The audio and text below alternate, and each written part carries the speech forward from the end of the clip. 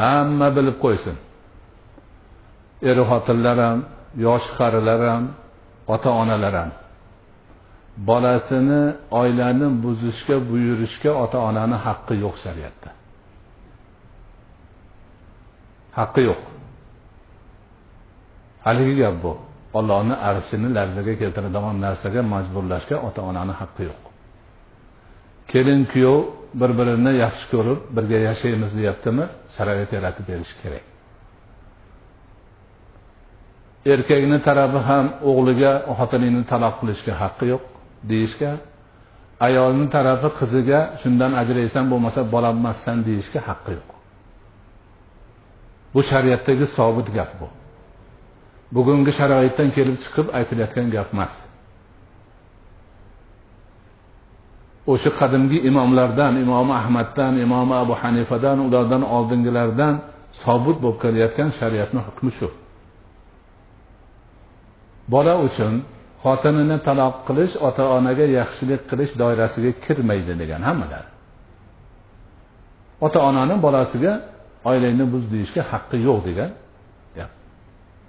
Ana ota-ona xotinini taloq qil desa, oilangni buz desa-yu, bolasi yo'q desa, beodob bo'lmaydi. Oq qilaman desa, oq qilishi o'tmaydi.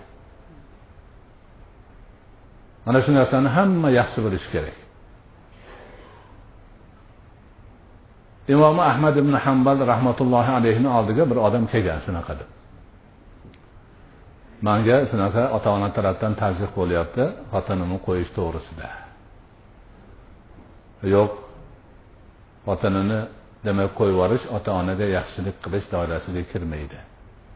Bitta Mahmadona Hazrati Umar o'g'liga aytgan-ku Abdullohga, xotinini taloq qil degan.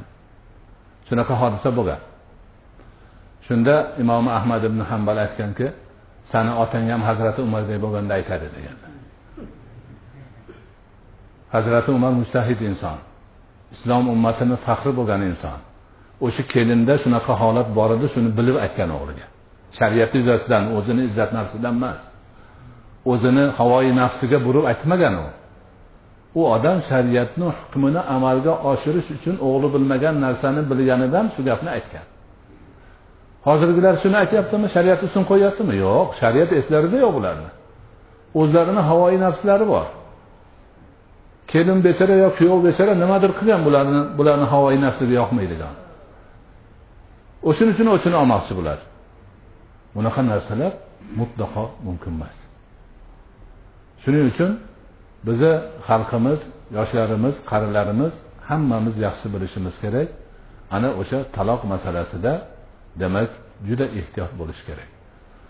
Istig'jon, achchiq chiqar, urushar, urushsin, so'kishsin, tepishsin, nima qilsa qilsin, taloqni aytmasin. Taloqni aytmasin. Haligi gap, ertaman aytib qo'yib tushga borib yig'lab yuribdi. Qanaqa yarashaman deb. Shuningdek, erkaklar xotiniga gapini o'tkaza olmasa, falon qilmasang taloqsan deyishmasin. Boshqa ishlarni qilsin mayli, lekin oraga taloqni qo'shishmasin. Ota-onalar hammasi aqlini peshlasin. O'zlari bolalarni boshbora uylashib qo'ygan. Endi bugunga kelib ajrasandan deyishmasin. O'zlarini havoyi nafsini o'rtaga qo'yib, birga yashashni istab turgan bolalarini bir-biridan judo qilib oilasini buzishga bosh bo'lishmasin bular.